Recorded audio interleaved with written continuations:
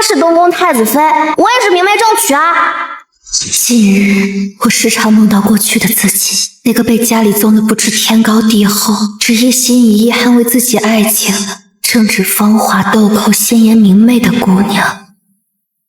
娘娘，娘娘，您又眼住了？无妨，几更天了？3更天了，您还可以再多睡一会儿，等到天一亮就是娘娘的好日子了。您忘了吗？今天是您执掌枫叶，与陛下携手接受百官朝拜的日子呀。13年，我从籍籍无名的小镇姑娘，到如今母仪天下的皇后，众人羡我得宠万千，唯我自己知晓背后何等心酸。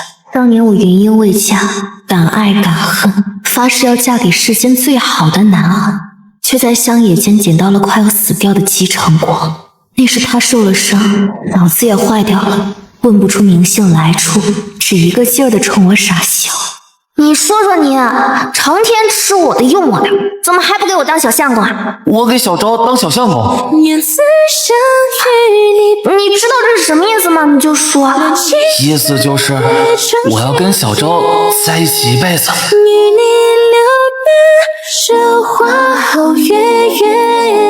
说着一辈子，却在我们大婚当日，让他的太子妃领兵进来，控诉我挟恩图报，谎攀高枝。挟恩图报？京中来的贵人说话都是这么蛮不讲理的吗？我救了他，我们真心相爱，怎么就成了挟恩图报了？既然你爱他，那更应该让殿下回到原本属于他的位置。难不成你要他跟着你一辈子，待在这乡野之地做草莽匹夫？我要和小周在一起，不管是作为太子还是匹夫，谁都不能把我们分开。那时我以为这就是真爱，觉得世间儿郎最好的样子，就何该是他这样一生独一，只爱我。既然殿下都这么说了，你又是殿下的救命恩人，总不好太怠慢。不若你做个侧妃。我自是不肯的。她是东宫太子妃，可我也是明媒正娶，明明都是妻，凭什么要我做小？听说东宫有吃不完的山珍海味，数不尽的绫罗绸缎，还有各种好玩的。小周，你先忍忍，总归我跟他没感情，心都在你那儿呢。我要守着我的小相公，不被别的女人觊觎。于是，在16岁生产那天，我以太子侧妃的身份嫁入东宫。小姑娘的爱总是张扬又霸道，一次次拘着爱人在床榻缠绵，总想证明自己比木讷无趣的太子妃更重要。当初你没得选，所以才娶她做你的联姻对象，我不怪你。但现在你有的选，所以你绝不能负我、欺我，让我不开心，知道吗？那是自然的，我的小周岂是他能比的？可后来，河宫上下议论我飞扬跋扈、目无尊卑时，他却……侧妃将至，还不跪下？他称我侧妃，唤我将士，逼我向别的女人低头。可明明在床子前，他不是这副样子。侧妃这个名头，不过是做给旁人看的。你是我妻，是我认定的爱人，不像那个沈一罗，轰占着太子妃的名头，却只能夜夜寂寥，独守空房。可我就是不高兴嘛，明明都是妻，我却要向他行礼，这不公平。这有什么？你不喜欢，我就给你免了这些门道规矩。我的小周，只要永远开心幸福就够了。我不跪，我凭什么要跪他？就凭一罗是妻，你是妻。我真是平时太惯着你了，在我跟前你都敢如此放肆。来人，压着他，务必让他给太子妃跪下。不行啊，你这腿弯不下去。不，他明知我最怕痛，最爱面子，最不想在他面前认输。我跪，我跪。我会在落日刚灭之前，用实心抉择。我永远在你身后，欲言又止，用爱为你种下美丽于世，藏好你心事。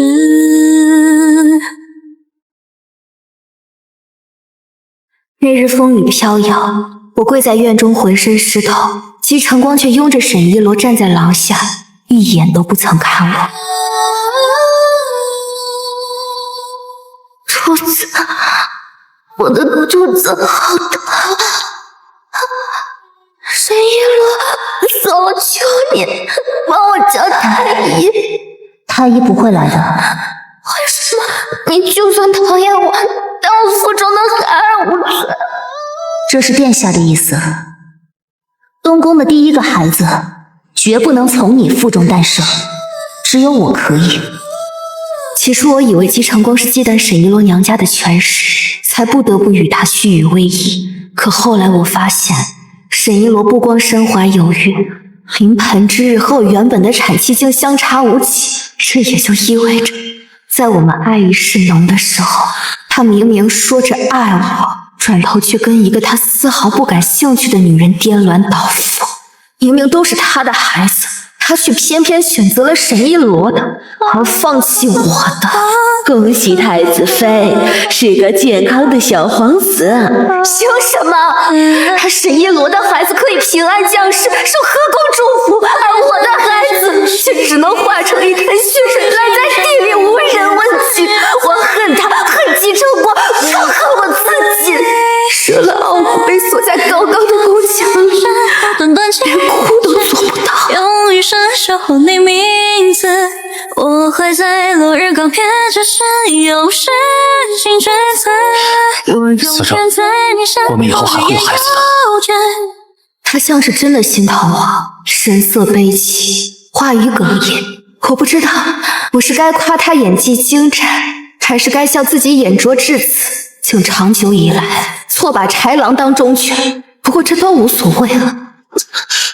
小昭，姬承光，你曾说会对我一心一意，护我余生喜乐无忧，可我所有的悲苦都是你带来的。为什么不要我的孩子？为什么我们中间偏偏有个沈一罗？小昭，我是迫不得已。又是迫不得已。当初他逼着我给沈一罗下跪，我因此小产，失了期盼已久的孩子。但是他也是这般抱着我，说着什么对沈一罗只是利诱，让他做我的挡箭牌，什么皇室中人身不由己，要我体谅他的不易，如此冠冕堂皇。既然你是迫不得已，那让沈一罗的孩子去下面陪我们可怜的孩儿，应该也没关系吧？相公，小昭，那到底是一条生命。我们的孩儿不也是一条生命吗？他甚至还没能来到这个世界，亲口喊你一声爹爹，就不明不白的被扼杀了。小昭，你别闹。月亮总是照出我因丧子之痛而崩溃绝望，在他看来似乎只是和沈一罗争宠的戏码。为了安抚我，他把西域进贡的奇珍异宝通通送到了我宫里。侧妃的命可真好，不过失了一个孩子，就能换得往日荣宠复归了。这样的荣宠沾着血，真叫人恶心。我闭门不见，他就上赶着来找我。后来我称病抱恙，他带了好几名太医对我嘘寒问暖。太医治不了我的病，让他们走吧。听话，这些都是宫里最好的太医，什么疑难杂症都能解决的。但若是我患的是心病呢？原本是可以好的，但一想到害我生病的人总在我跟前假装若无其事的扮深情，这心啊就生了疮，化了脓，流的到处都是，怎么也好不了了。行，小昭，藏好你心事。我知你丧子之痛，可隔了这么久也该翻篇了吧？这段时间我对你的好，河宫上下都看得出。殿下到底是真心对我好，还是为了减轻自己内心的负罪感？你这话是什么意思？我一心一意的对你好，不是吗？这话我也奉还给你，我一心一意对你好，不是让你在2选1的时候舍弃我跟孩子，选旁个女人的。这孩子怎么也不会想到，让他死掉的不是因为别的女人的陷害，而是他的父亲不要他，是你不要他。小昭，别再跟我说你身不由己了，这不是你一次次舍弃我的理由。你真觉得送来一点绮罗绸缎，再对我嘘寒问暖2句，我就会像以前一样重新投入你的怀抱，爱你如初？姬承光，我告诉你，绝无可能。你要去哪？回家。可最终我还是没能回得了家。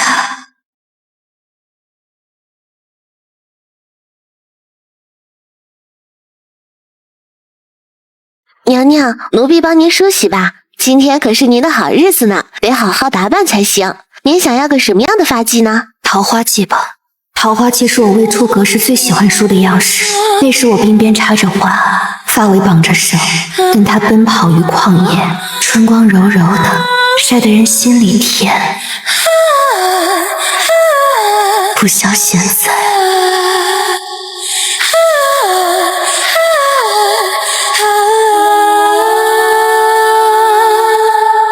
叩见皇后娘娘，千岁千岁千岁！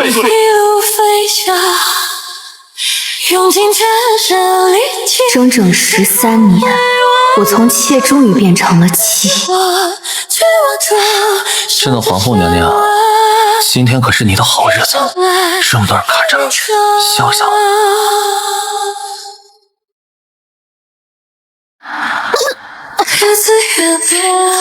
皇后娘娘不打！我叫太医。我今心心美，我是时日无多了。上去他无上恩宠，让他母仪天下，富贵、权势、宠爱，他都有了，怎么会郁结于心？朕特意择定吉日良辰，授你皇后册宝，你却偏偏在这时候突显昏迷，是不是故意要让朕难堪？在陛下眼中，我竟是这般善使心计的人吗？皇后之尊，帝国偏宠，寻常人求都求不来的东西，这通通都给了你，你还有什么不知足的？不过是贪心太甚，既要又要，丝毫不及当年的明德皇后。当初沈一楼在世的时候，对你百般顺从又诞下一子，你清算起沈家来也是毫不手软，如今倒是假惺惺的怀念起他了。小昭，什么时候开始你对朕说话竟然这般句句带刺？是啊，从什么时候开始的呢？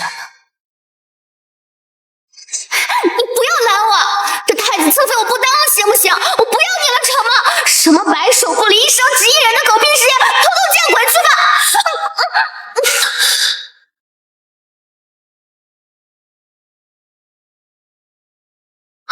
小昭，你乖一点，只要你乖，我就不动你的家人。金城国，你混蛋！欺负了天下的人，往后便没有反悔的余地。你是我的，这一辈子都只能是我的。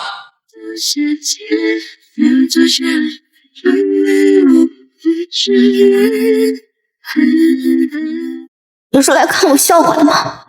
我劝你最好不要跟殿下的关系搞得太僵。这是东宫，殿下为尊，失了宠爱的女人能有什么下场？你不会想知道的。沈一罗是世家大族教养出来的贵女，循规蹈矩惯了，而我生性自由，不喜束缚，与她处处不和，就这般斗了许多年，直到那日她猝然昏倒。想不到我都要死了，最后陪在我身边的人竟只有你一人。我也没想到你会走在我前面。有什么想不到的？无非是他做的业障，报应到了我身上。夫妻一体，他就那样哄着我，让我唱白脸，他做红脸，然后把你这只单纯的小兔子引诱到这里，一锁就是13年。叶罗，我喜欢他，我想得到他。那殿下直接向江姑娘坦白不就好了？以殿下的身份，小昭心气高，不愿做侧室，但东宫又不可能有2个太子妃。叶罗，帮帮我。他想得到你，又怕你做不了他的妻子，埋怨于他，于是让我做了这个坏人，让你在很长的时间内都以为是我横亘在你们2人之间，害你们不得圆满。原来早在那个时候，他就已经恢复了记忆，还诓骗我说什么1生独一，非我不可。爱有一份很纯粹，小心无来牵制。我其实挺羡慕你的，我这一辈子从来没有任何一次自己做过主。以前在家的时候听父亲的，出嫁了听夫君的，不像你自始至终都知道自己想要什么。你为他落泪，为他欢笑，你至少是真心实意爱过他的。只是有时候我也不明白，你说我们2个女人斗来斗去，那个男人呢？那个男人，他稳坐高台，偏要独善其身，投下虚假的温柔，让我和沈一罗彼此撕咬轻牙，为他如痴如狂。明明他谁也不爱，姬承光薄情寡义，却反怪我不似从前温柔，不如往日爱他，真是可笑。陛下以前是不会跟我成真的，是人都会变，更何况已经过去13年了。妾此生唯有一愿，书能了去，玉洁自然会晓。你说，若有来世，与君死生。放肆！消灭千万刺痛指尖。你不是要断情绝念，与朕死生不复相见了？那朕便成全你。来人，从今日起，皇后禁足未央宫，永不得出。娘娘，您凤体未安，奴婢这就去请太医。不必，我在这深深的宫墙里蹉跎了13年，终于可以回家了。要不你一介平民，会亲近家财，细心照顾，说到底还不是有所图谋，想要飞上枝头变凤凰。可惜上天依然没打算放过我。我回到了大婚的时候，看到沈一罗领兵说我挟恩图报，不过嘛，这一次既然你是他的妻室，那就请太子妃带走他吧。这婚我不结了，天家的门第我也不屑于高攀。小昭，太子殿下此举怕是不妥吧？你已有发妻，怎么能跟别的女人拉拉扯扯？今日大婚全是因为我不知道殿下的真实身份，如今各还本道，我与殿下也自该一刀两断。不要我了吗？殿下哪里的话，你已有娇妻作陪，我这粗鄙卑贱之人怎敢妄攀高枝？只是我毕竟不是做慈善的，在你身上花费的诊金、衣食住行，还有你身上穿的衣服，这些可都是实打实的真金白银啊！殿下要还我，少1分都不行。放心，贵府对殿下的遗旨，东宫会10倍奉还。经此一遭后，姬承光每日给我写书信，他闹得人尽皆知，以至于后来大家都说东宫太子对一个平民女子用情至深，可歌可泣。拿去烧掉。之后姬承光不再写信来，我以为他彻底死了心，庆幸自己终于能摆脱旧日梦魇。可那时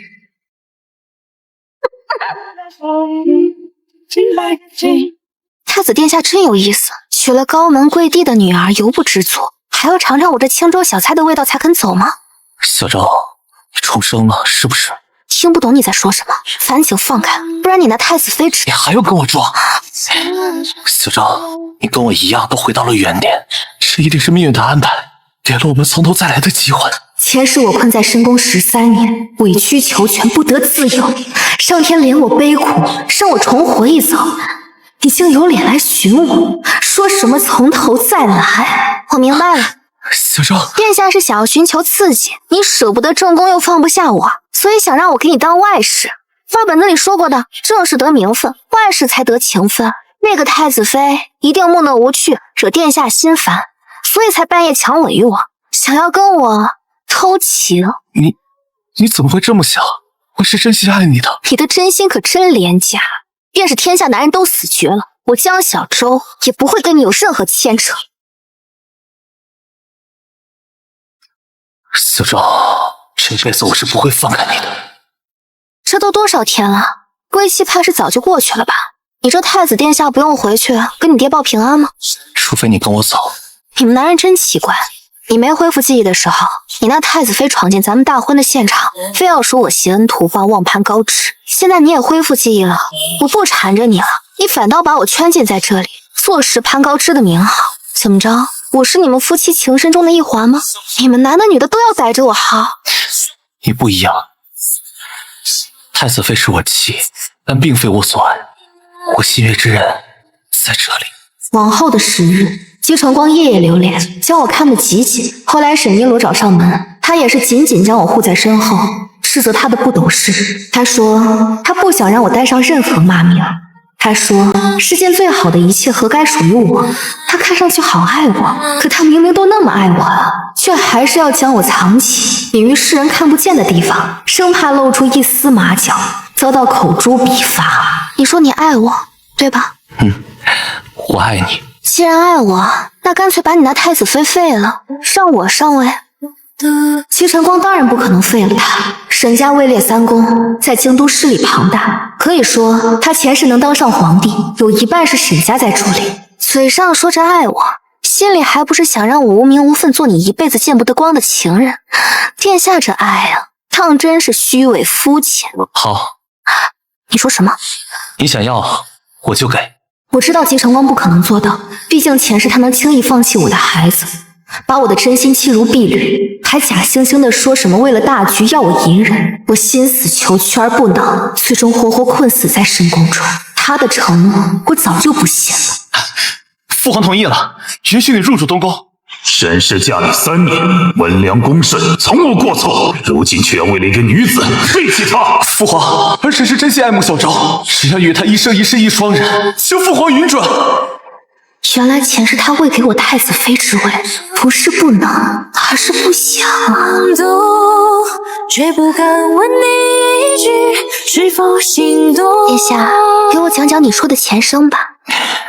前生我辜负了一个很好很好的人。他什么时候死的？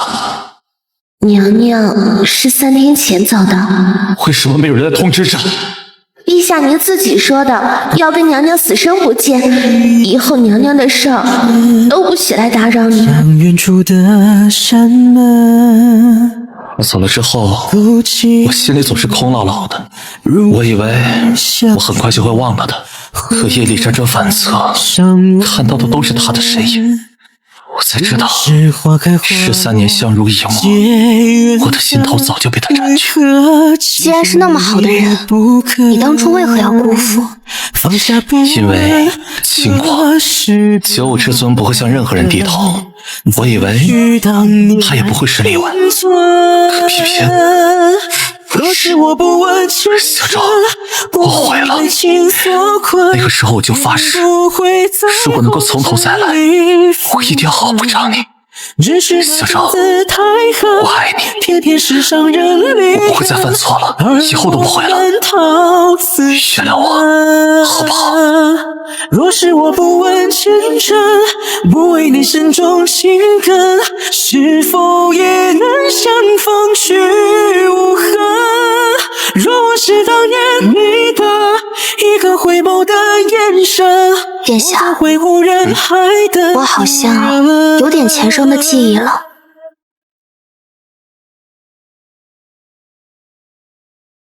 你说的是真的吗？我知道他在害怕什么，他怕我不原谅他，他所做的一切付诸东流，没有回还的余地。他怕我又变成和前生一样冷漠的样子。殿下不用担心，这段时间你所做的我都看在眼里。人非磐石，孰能无情？小昭，成为你唯一的妻子，是我上辈子最大的愿望。毕竟我是那样的爱你。小昭，谢谢你，谢谢你原谅我，谢谢你还愿意回到我身边。今日15，月色正好，殿下请满饮此杯。小昭，我这辈子最高兴的就是今天。我这辈子最高兴的也是今天。小昭，你知道吗？你给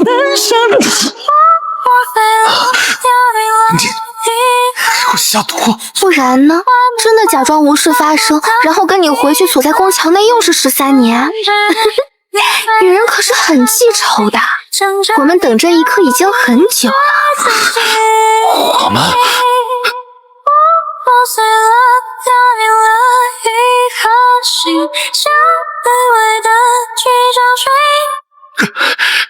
你要做什么？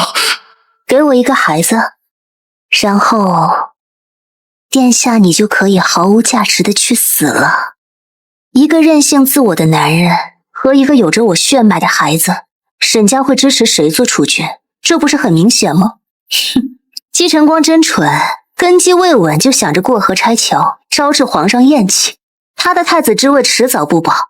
我若是此刻怀上孩子，以后我腹中的孩子就是未来的太子。恭喜，我毒杀姬晨光一事不会被追究吧？别忘了你答应过我什么。放心，不会有人找你麻烦的。有沈家的庇护，你大可以横着走。他在断气前让我问你，究竟有没有爱过他？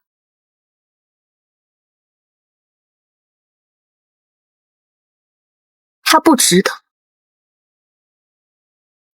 我不喜欢明德皇后的命运，往后的人生我要自己做主。也不知道从什么时候开始，流传出一个女人报复一个男人最好的方式，就是找一个比她更牛逼的男人气死她的歪理。可女人何需要男人依靠？在那个男人没出现之前，女人不照样耕田犁地、织布做衣、采药摘果，把自己养得很好吗？怎么她一出现，女人的价值就被贬得一无所有了呢？所以说，用一个男人的爱去衡量女人的价值，是最无耻，也是最愚蠢的。大道无情，比起虚无缥缈、被人攥在手里看都看不到的爱意，还是实打实的权力和金钱更令一个女人安心。毕竟自己是不会背叛自己的，亲手做的总比别人代劳要有意思的多。千帆过界好，日子回归了寻常。该说不说，那女人真是出手阔绰，给我送的银钱珠宝一下子让我成为这里最有钱的人。每天走在路上，都时不时有俊俏的小郎君假摔入我怀，害羞表示想要以身相许。要不先找几个赘婿玩玩。